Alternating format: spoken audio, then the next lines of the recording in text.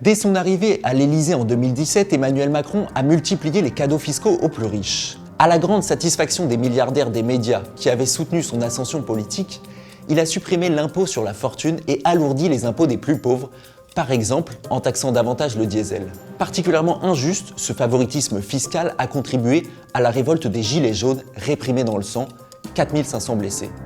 Il a aussi contribué à l'un des plus graves déficits que la France n'ait jamais connu, près de 6% du PIB. À la clé, des hôpitaux, des écoles, des tribunaux abandonnés par l'État. Emmanuel Macron a mené une politique vis-à-vis des milliardaires ultra favorable. C'est une perfection ce qu'il a fait. Macron vit bel et bien dans l'univers des ultra-riches. Depuis l'arrivée du président Macron à la présidence de la République, l'image de la France s'est quand même sensiblement, je dirais, améliorée. On est à quoi, 7 ou 8 personnes qui contrôlent la quasi-totalité des médias privés, presse écrite et audiovisuelle. Et ça, c'est une situation qui est totalement inédite. Je lui ai demandé au moment où il a été élu si je devais l'appeler Monsieur le Président plutôt que mon lapin. Bon, je suis un peu méditerranéen. J'ai tendance à avoir une communication assez affectueuse et chaleureuse avec mes amis. Il en fait partie. On n'a pas changé la manière de se parler. Le positionnement aujourd'hui de la division média du groupe CMA-CGM est nuancé. Elle donne la possibilité de voir les choses de manière... C'est une ligne macroniste ? C'est une ligne de CMA-CGM.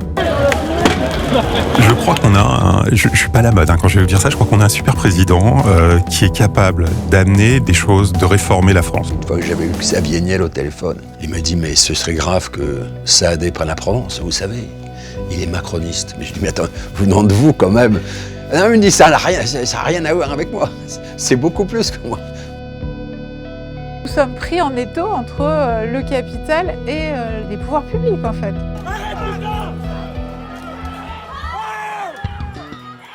Nous avons une presse qui ne cherche plus la vérité. Vous êtes interrogé dans un cadre qui est normalement réservé à des personnes soupçonnées de terrorisme ou des terroristes, donc c'est vrai qu'on a l'impression d'une erreur de casting un peu. Nous avons décidé ensemble de révéler que toi aussi, tu as été convoqué par la DGSI il y a 2 mois. Parce que je travaillais sur les ventes d'armes françaises à l'Arabie Saoudite et aux Émirats Arabes Unis. Il n'y a jamais eu de présidence aussi agressive et méprisante par rapport à la presse.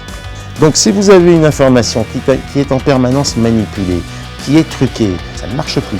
Vous êtes dans le bourrage de crâne, vous êtes dans des machines à propagande. Emmanuel Macron, quand il était banquier d'affaires chez Rothschild, il a toujours considéré que les journalistes, pour aller vite, pour parler vulgairement, étaient des putes par rapport à leurs Mac, les Mac étant les propriétaires de médias. Pourquoi Macron a-t-il fait tant de cadeaux aux plus riches? Quel rapport d'intérêt entretient-il discrètement avec des oligarques comme Bernard Arnault, Patrick Drahi, Vincent Bolloré ou Xavier Niel?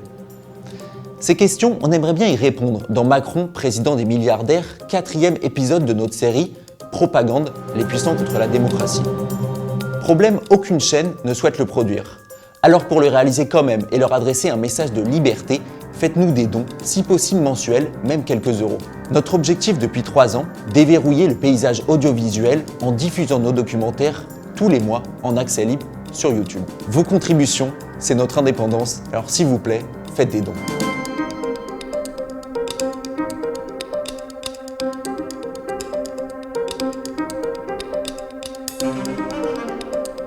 Thank you.